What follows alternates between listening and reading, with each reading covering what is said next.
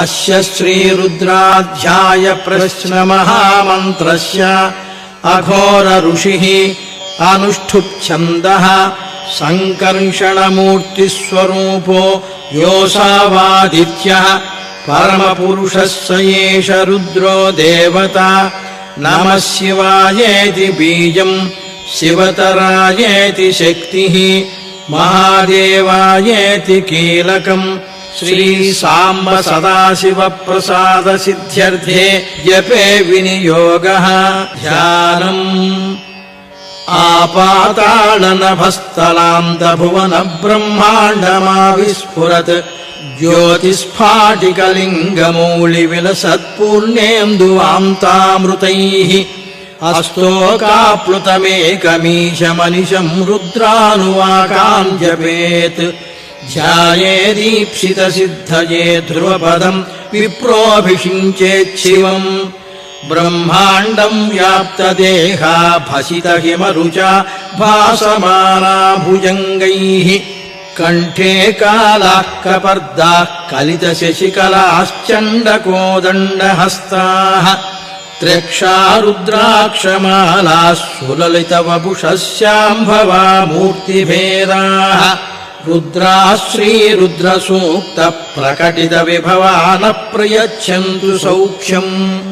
शं च मे मयश्च मे प्रियम् च मे कामश्च मे कामश्च मे सौमनसश्च मे भद्रम् च मे श्रेयश्च मे वश्यश्च मे यशश्च मे भगश्च मे द्रविणम् च मे यन्ता च मे धर्ता च मे क्षेमश्च मे धृतिश्च मे विश्वम् च मे महश्च मे संविच्च मे ज्ञात्रम् च मे सूश्च मे प्रसूश्च मे शीरम् च मे लयश्च मरुतम् च मे मृतम् च मे यक्ष्मम् च मे नामयच्च मे जीवातुश्च मे दीर्घायुत्वम् च मे न मित्रम् च मे भयम् च मे सुगम् च मे शैलम् च मे सूषा च मे सुदिनम् च मे। ॐ नमो भगवते रुद्राय नमस्ते रुद्रमन्यवभूतोत इषवे नमः। नमस्ते अस्तु धन्वने बाहुभ्यामुत ते नमः। यात इषुः शिवतमा शिवम् बभूवते धनुः शिवाशरम् व्यायातवतया नो रुद्रमुणया। याते रुद्रशिवा तनूरघोरा पापकाशिनी तया नस्तनुवाशन्तमया गिरिशन्ताभिचाकशीः। यामिषुम् गिरिशन्तहस्ते बिभर्ष्यस्तवे शिवाम् गिरित्रताम् कुरु माहि गुंषिः पुरुषम् जगत्। शिवेन वचसा त्वा गिरिशाच्छावदामसि यथा नः सर्वविजगदयक्ष्मगुम् सुमना असत्। अध्यवोचदधिवक्ता प्रथमो दैव्योऽभिषक् अहीगिश्च सर्वान् जम्भयन् सर्वाश्च यातु धान्यः। असंयस्ताम्रो अरुणबुधबभ्रुस्सु मङ्गलः ये चेमागुम् रुद्रा अभितो दिक्षु स्थिताः सहस्रशो वैशाखुम् खेडयीमहे। असंयो वसर्पति नीलग्रीवो विलोहितः उतैनम् गोपा अदृशन्नदृशन्नुदहार्यः। उतैनम् विश्वाभूतानि सदृष्टो मृडयातिनः। नमो अस्तु नीलग्रीवाय सहस्राक्षाय भीरुषे। अथो ये अस्य सत्त्वालोकम् तेभ्यो करम् नमः। प्रमुञ्च धन्वनस्त्वमुभयोरार्त्रियोर्याम् याश्च ते हस्त इषवः पराता भगवो वप। अवतत्य धनुस्त्वगुम् सहस्राक्षशतेषु धे निशीर्य शिल्यानाम् मुखा शिवो नः सुमना भव।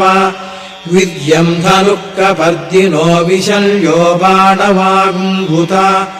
अनेशन्नस्येषव आभुरस्य निषङ्गधिः। याते हेतिर्मीढुष्टमहस्ते बभूवते धनुः तयास्मान् विश्वतस्त्वमयक्ष्मया परिभुजा। नमस्ते अस्त्वायुधाय नातताय धृष्णवे उभाभ्यामुत ते नमो बाहुभ्याम् तव धन्वने परिते धन्वनो हेतिरस्मान् वृणक्तु विश्वतः अथो य इषुधिस्तवारे अस्मन्निधेहितम् नमस्ते अस्तु भगवन् विश्वेश्वराय महादेवाय त्र्यम्बकाय त्रिपुरान्तकाय त्रिकाग्निकालाय कालाग्निरुद्राय नीलकण्ठाय मृत्युञ्जयाय सर्वेश्वराय सदाशिवाय श्रीमन्महादेवाय नमः। नमो हिरण्यवाहवे सेनान्ये दिशाम् च पतये नमो नमो वृक्षेभ्यो हरिकेशेभ्यः पशूनाम् पतये नमो नमः सस्पिञ्जराय त्रिषीमते पथीनाम् पतये नमो नमो बभ्रुषाय व्याधिनेन्नानाम् पतये नमो नमो हरिकेशायोपवीतिने पुष्टानाम् पतये नमो नमो भवस्य हेत्यै जगताम् पतये नमो नमो रुद्राय तताविने क्षेत्राणाम् पतये नमो नमः सूताय हंसाय वनानाम् पतये नमो नमो रोहिताय स्थपतये वृक्षाणाम् पतये नमो नमो मन्त्रिणे वाणिजाय कक्षाणाम् पतये नमो नमो भुवन्तये वारिवस्कृताय औषधीनाम् पतये नमो नमः उच्चैर्घोषाय क्रन्दयते पतीनाम् पतये नमो नमः कृत्स्नवीताय धावते सत्वराम् पतये नमः। नमः सहमानाय व्याधिनाम् व्याधिनीनाम् पतये नमो नमः ककुभाय निषङ्गिणे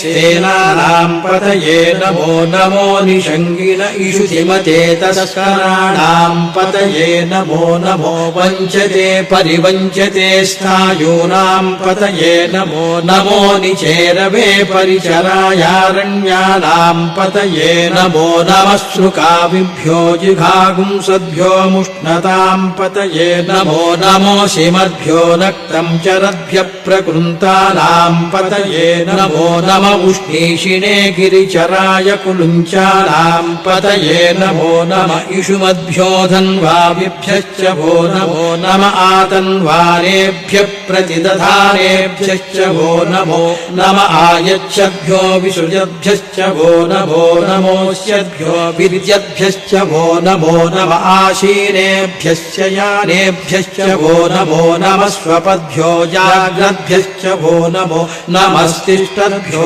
धावद्भ्यश्च वो नमो नमः सभाभ्यः सभापतिभ्यश्च वो नमो नमो अश्वेभ्योऽश्वपतिभ्यश्च वो नमः। नम व्याधिनीभ्यो विविध्यन्तेभ्यश्च वो नमो नम उगणाभ्यस्त्रिगुंहतेभ्यश्च वो नमो नमो गृत्सेभ्यो गृत्सपतिभ्यश्च वो नमो व्रातेभ्यो व्रातपतिभ्यश्च वो नमो गणेभ्यो गणपतिभ्यश्च वो नमो विरूपेभ्यो विश्वरूपेभ्यश्च वो नमो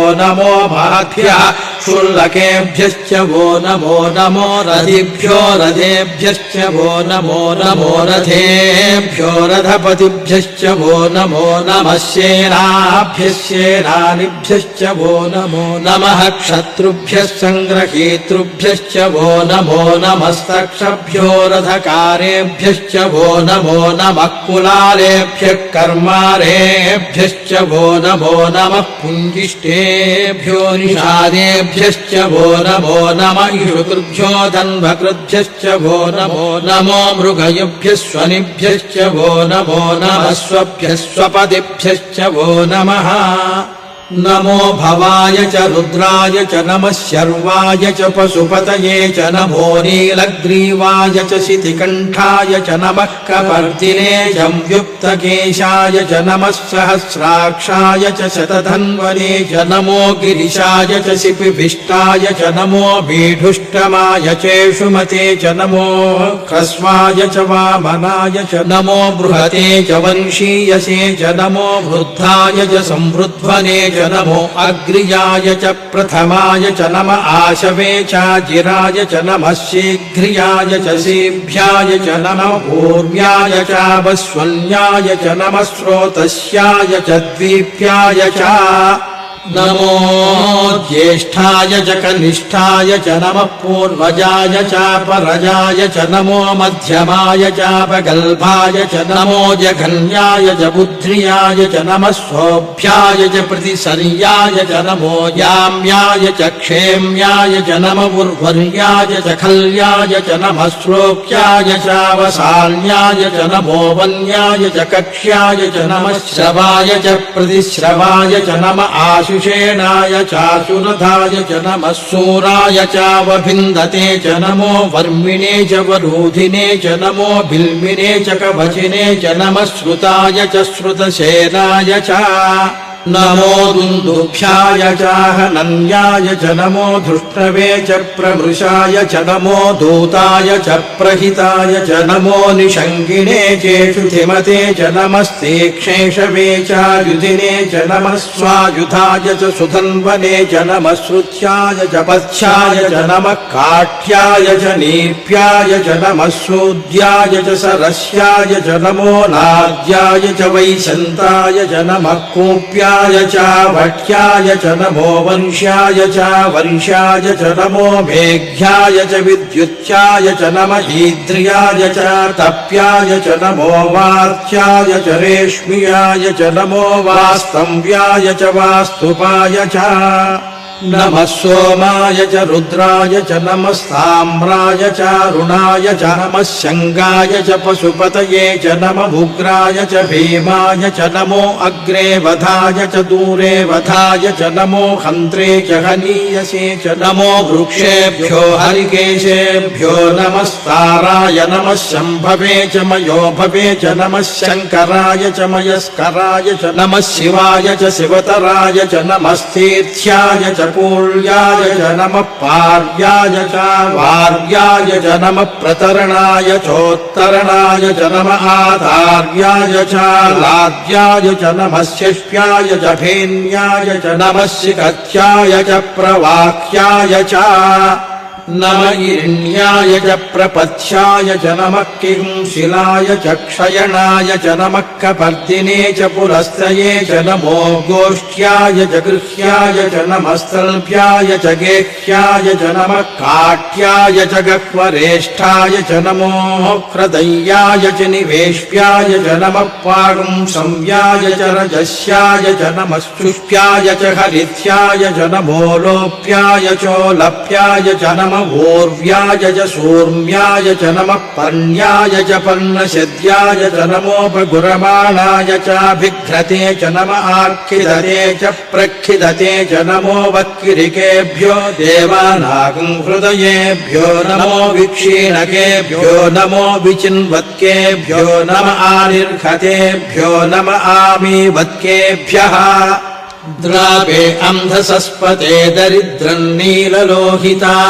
येषाम् पुरुषाणामेषाम् पशूनाम् माभेर्मा रोमो येषाम् किञ्चनाममतु या ते रुद्रशिवा तनुः शिवा विश्वाह भेषजी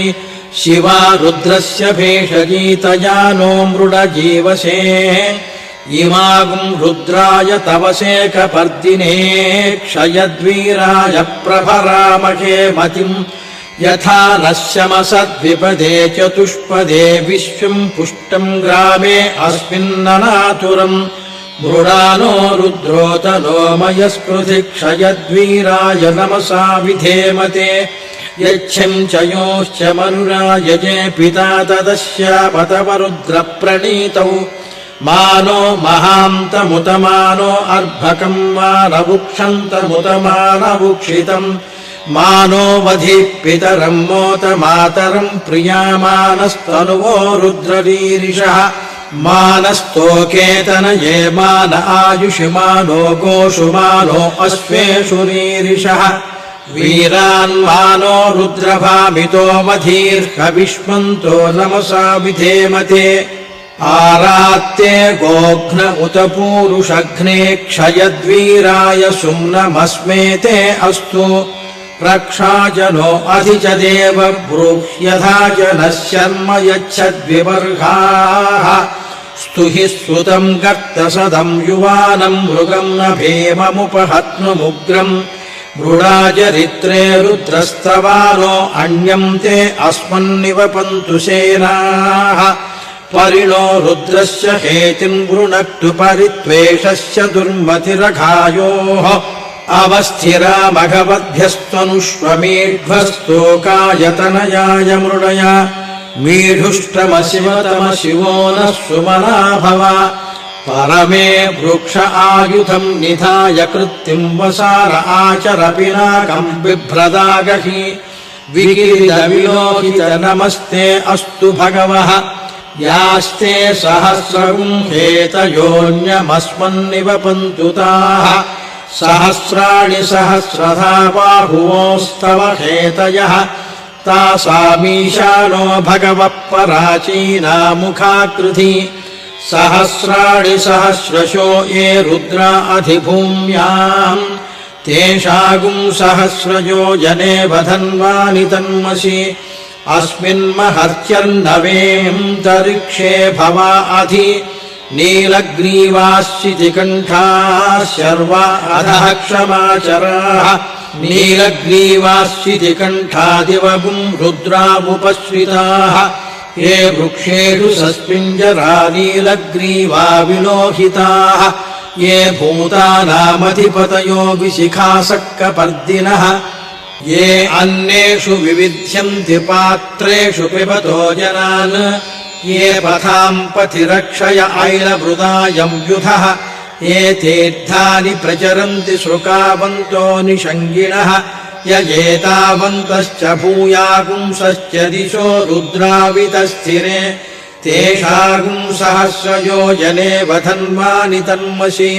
नमो रुद्रेभ्यो ये पृथिव्याम् येऽन्तरिक्षे ये दिवि येषामन्नम् वातो वर्षमिषमस्तेभ्यो दश प्राचेर्दश दक्षिणा दश प्रतीचेर्दशोदीचेर्दशोर्ध्वास्तेभ्यो नमस्ते नो मृडयन्तु तेयम् विष्णो यश्च नो द्वेष्टितम् वोजम्भे दधामि त्रयम्बकम् यजामहे सुगन्धिम् पुष्टिवर्धनम् उर्वारुकमिव बन्धनान् मृत्योर्मुक्षीयमामृतात्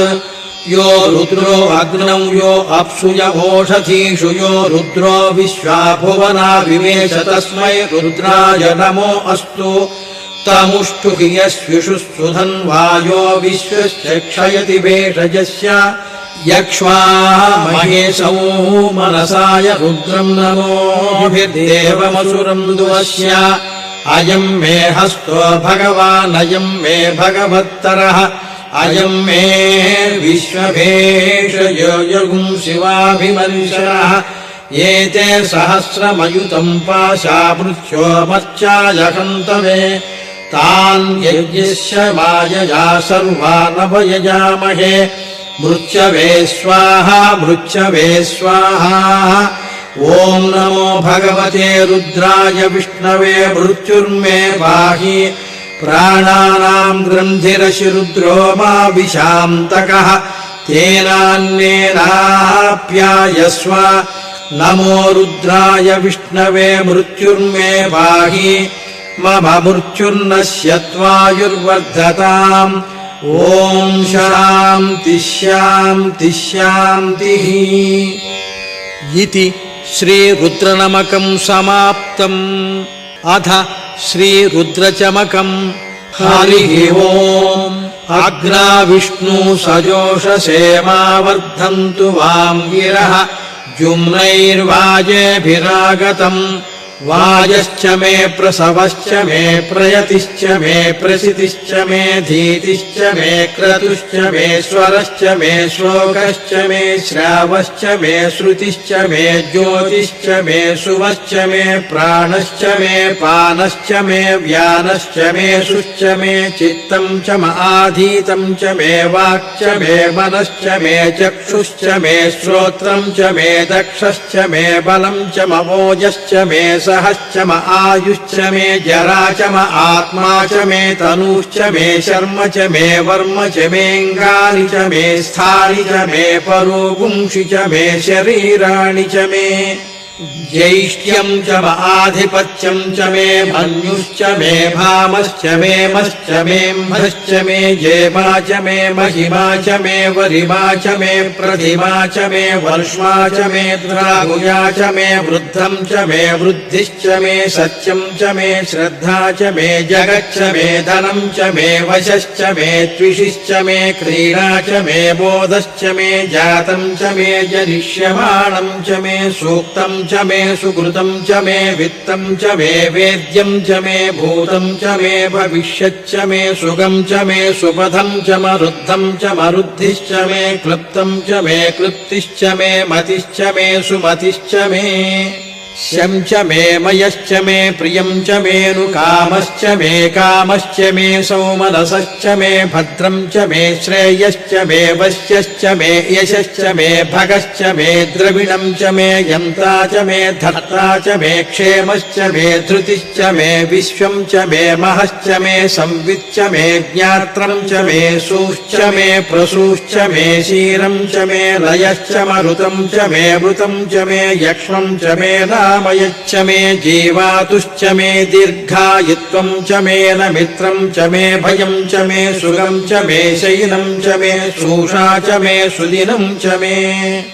ऊर्च मे सूनुता च मे पयश्च मे रसश्च मे घृतम् च मे मधु च मे शक्तिश्च मे सपीतिश्च मे कृषिश्च मे वृष्टिश्च मे चैत्रम् च म औद्भिद्यम् च मे रयिश्च मे रायश्च मे पुष्टम् च मे पुष्टिश्च मे विभु च मे प्रभु च मे बहु च मे भूयश्च मे पूर्णम् च मे पूर्णतरम् च मे क्षितिश्च मे पूयवाश्च मेऽन्नम् च मे क्षुच्च मे व्रीहयश्च मे यवाश्च मे माषाश्च मे तिलाश्च मे मुद्गाश्च मे खल्वाश्च मे गोधूमाश्च मे मसुराश्च मे प्रियङ्गवश्च मेणवश्च मे श्यामाकाश्च मे नीवाराश्च मे अस्मा च मे मृत्तिका च मे गिरयश्च मे पर्वताश्च मे शिखताश्च मे वनस्पतयश्च मे हिरण्यम् च मे यश्च मे शीसम् च मे त्रपुश्च मे श्यामम् च मे लोहम् च मे अग्निश्च म आपश्च मे विरुधश्च ममोषधयश्च मे कृष्टपच्यम् च मे कृष्टपच्यम् च मे ग्राम्याश्च मे पशव आरण्याश्च यज्ञेन कल्पन्ताम् वित्तम् च मे वित्तिश्च मे भूतम् च मे भूतिश्च मे वसु च मे वसतिश्च मे कर्म च मे शक्तिश्च मेऽर्थश्च म एमश्च म इतिश्च मे गतिश्च मे